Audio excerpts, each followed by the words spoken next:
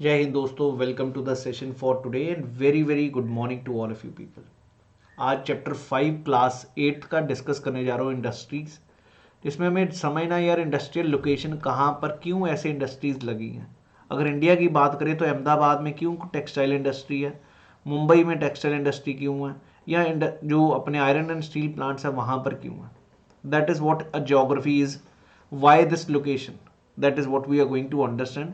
Otherwise थोड़ा सा basics भी समझेंगे, इंडस्ट्रीज़ किस प्रकार की होती हैं, पब्लिक प्राइवेट, ठीक है जी।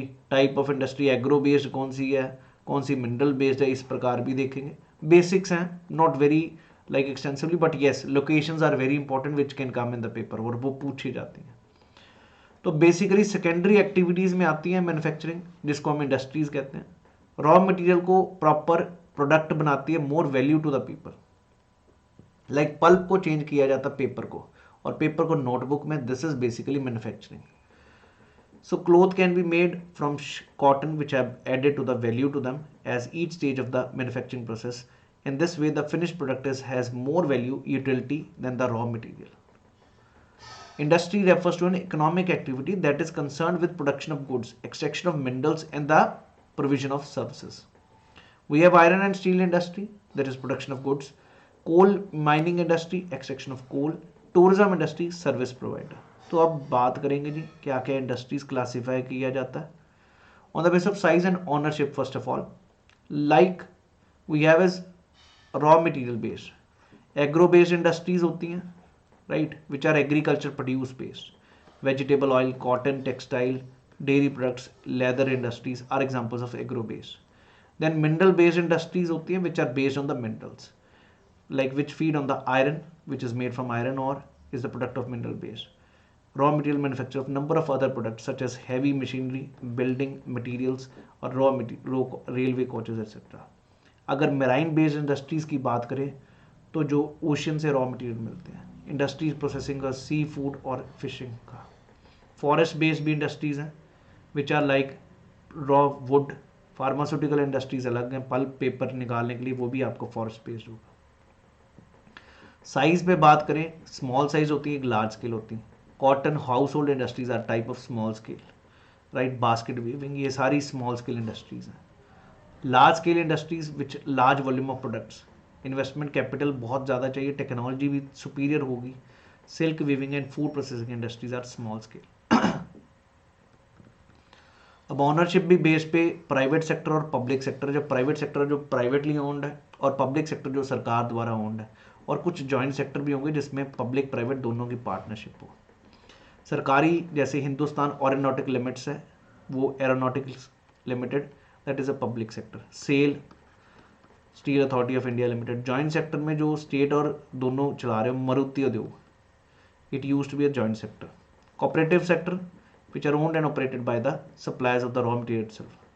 आनंद मिल्क जैसे अमूल है, Sudha dairy are a success story of cooperative venture. Factor affect क्या करते हैं, ये इंपॉर्टेंट है जी। क्या क्या वहाँ पे अगर इंडस्ट्री का प्रोड्यूस हो रहा है, वहाँ पर रॉ मटेरियल पहुँचाना और वो फाइनल प्रोड्यूस पहुँचाना मार्केट तक, तो ट्रांसपोर्ट काफ़ी इंपॉर्टेंट रोल प्ले करता है। दूसरा, लैंड चाहिए खूब, लेबर चाहिए।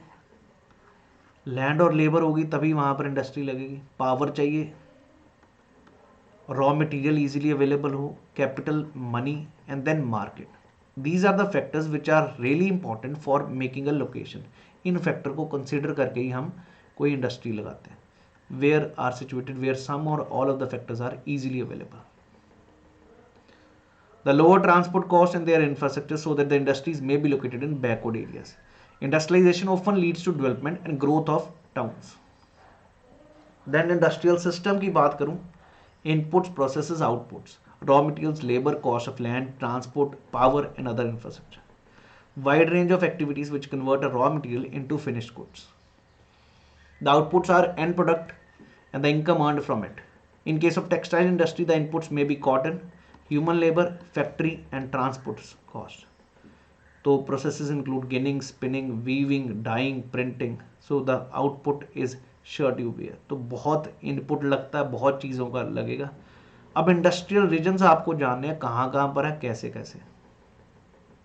Major industrial regions North America में है, यूरोप में, वेस्टर्न और सेंट्रल यूरोप में है, इवन ईस्टर्न यूरोप में, ईस्टर्न एशिया में। और मेजर ये सब कैपिटल सिटीज मोस्टली आपको यहाँ पर मार्क करके दिखाई गई हैं ऑस्ट्रेलिया के, तो सारे कोस्ट पे, ताकि ट्रांसपोर्ट अच्छा हो सके। और मेजर इंडस्ट्रियल यूनिट्स भी देखोगे mostly are in located near the coast, so that they can export import हो सके। मुंबई से हो, ये कुवैत, सब जगह पे आप मोस्टली देखोगे they are located in the capital city और they are located at the border. Bahia coast check करिए। I hope everybody is very clear. उसके बाद इंडिया के मुंबई पुणे क्लस्टर है, बेंगलोर तमिलनाडु क्लस्टर है, हुगली क्लस्टर है, ये हुगली आपको पता है, हुगली बेसिन कोलकाता की तरफ, Ahmedabad Baroda, Chota Nagpur industrial belt, Visakhapatnam, Gurgaon Delhi Meerut region, and then Kollam त्रिवेंद्रपुरा। अगर एक चीज़ नोटिस करो, मोस्टली साउथ इंडिया में इंडस्ट्रियल यूनिट्स हैं। कारण क्या है? Access of the ports. Otherwise also mineral resources भी तो यहीं पर है भाई, ये प्लेट्यू पार्ट है इंडिया का, यहाँ पर आपको आयरन खूब मिलता है, यहाँ पर आपको ये जो है पावर इजीली अवेलेबल है, ट्रांसपोर्टेशन इजीली अवेलेबल है टू एक्सपोर्ट। मेजर इंडस्ट्रीज की अगर मैं बात करूं डिस्ट्रीब्यूशन वर्ल्ड में, आयरन और स्टील की बात की और टेक्सटाइल की बात की और आईटी की। Iron steel textile are the older industries. जो आईटी इंडस्ट्री वो इमर्जिंग इंडस्ट्री है। इमर्जिंग मतलब सनराइज इंडस्ट्री इनको कहते हैं, जो अभी अभी हो रही है। Wellness, hospitality, knowledge, all these are sunrise industries market.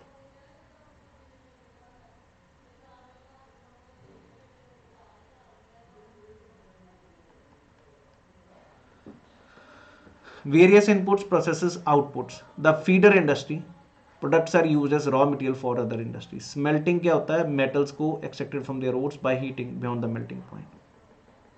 Iron को आप steel involves lot of stages, जिसमें आप मिक्सिंग करते हैं। अलॉय होता है ना basically steel, so that is what they have included here. तो लोकेशन के बारे समझेंगे अब। Special alloys of steel can be made by adding small amount of other metals. So let's move on to this point. So iron steel industry was located where the raw materials, power supply, running water were easily available. Later the ideal location for industry was coal fields close to canals, and this thing began to be located on large areas of flat land near the seaports, because by this time steelworks had become very large iron or imported overseas. Mostly location कहाँ पर? Coast की तरफ। Iron steel industry has developed taking advantage of raw material, cheap labour, transport.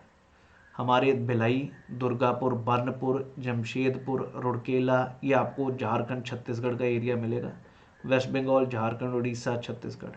Bhadravati पक्का steel plant याद रखिए कर्नाटका में, विजयनगर, विशाखापट्टनम, और ये सालेम कई बार पूछो तमिलनाडु में, आयरन स्टील प्लांट्स हैं ये।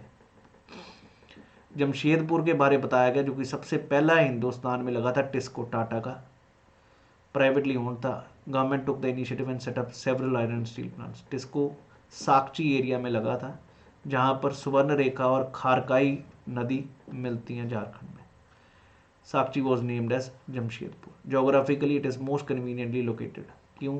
देखते हैं जी इस चीज़ पे।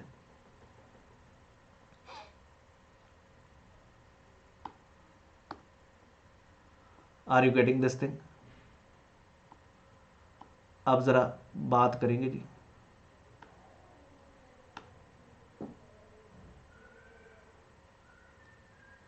तो यहाँ पर अगर हम बात करें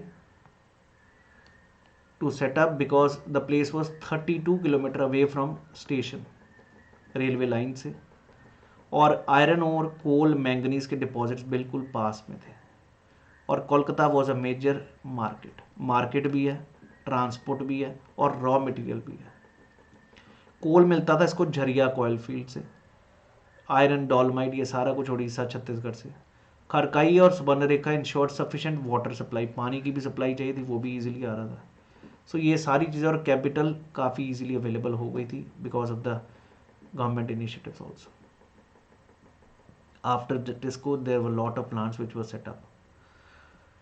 opened the doors to rapid industrial development. Almost all sectors of Indian industry depend on the iron and steel, क्योंकि बेसिक इंडस्ट्री कहा जाता है, इसके पे हो गई बाकी इंडस्ट्रीज बन पाएंगी, लार्ज स्केल इंटीग्रेटेड प्लांट्स। इसी प्रकार पिट्सबर्ग है जो स्टेट्स ऑफ अमेरिका में, यूनाइटेड स्टेट्स ऑफ अमेरिका में, तो वो भी आपको पता जो raw material such as coal is easily available. और उसके बाद मिनेसोटा के से माइंस हैं, आयरन माइंस उसके पास ही, और from these mines Pittsburgh is one of the world's best routes for shipping one cheaply. Famous Great Lakes Waterway. Trains carry the Great Lakes into the Pittsburgh area. The Ohio Monongahela provide adequate water supply. Great Salt Lakes कौन सी हैं US की? Superior, Huron, Ontario, Michigan और एरी। ये भी याद रखना जी। Clear है जी? सम याद रखिएगा और फिर एच, सुपीरियर, ओंटारियो, एम से मिशिगन, ई से एरी और फिर एच से कौन सी? ह्यूरोन। ये याद रखिएगा। और सबसे बड़ी इनमें से एस है, सुपीरियर। ये थोड़ा ऊपर लाया करती है जी। Very few of the steel plants are in Pittsburgh, they are located in the valleys of Monongahela and this thing along with Ohio river below it. The Pittsburgh area has some many factories. ये कुछ नहीं याद रखना और इतना ज़्यादा focus भी नहीं करना जी। टेक्सटाइल इंडस्ट्री की बात करें, oldest industries in the world. Cotton cloth was made using hand spinning techniques. पहले व्हील्स लूम से बनाया जाता है, लेकिन बाद में जब इंडस्ट्रियलाइजेशन हुआ ब्रिटेन में पहले, फिर हौली हौली पूरे दुनिया में कॉटन का शुरू हो चुका था।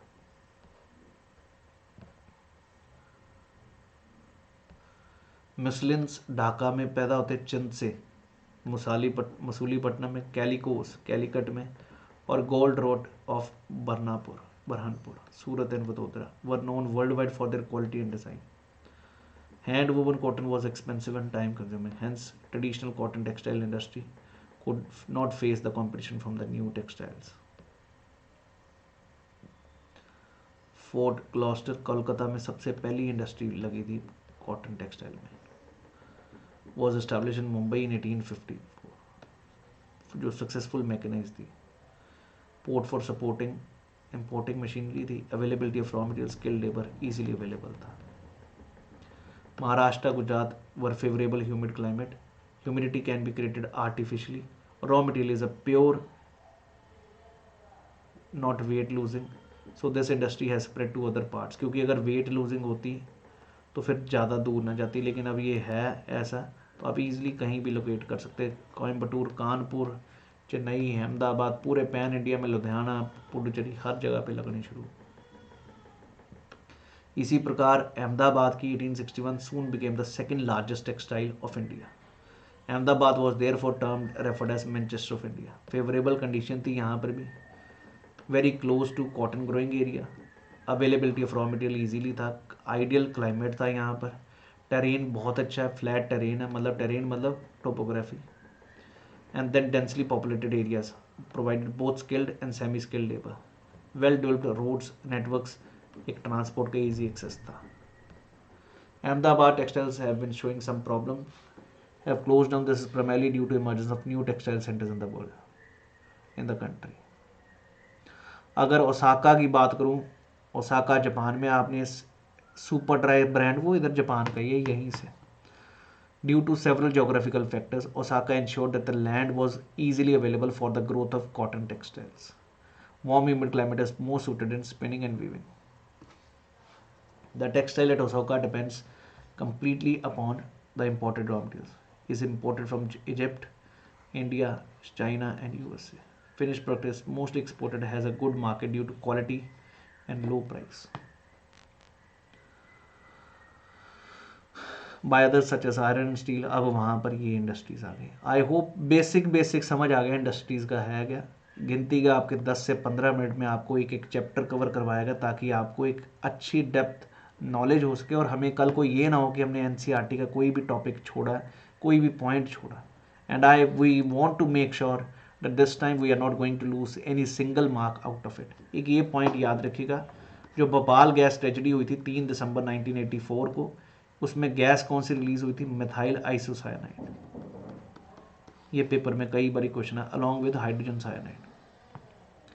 So that is all for today about this topic of industries. So this is the second last topic of class 8. After that we will be having next class के भी डिस्कस करेंगे 9th 10th 11th 12th. सो geography बहुत अच्छे से हमारी cover हो जाएगी, NCERT's access मतलब एक comprehensive. So that's all for today. Thank you. जय हिंद.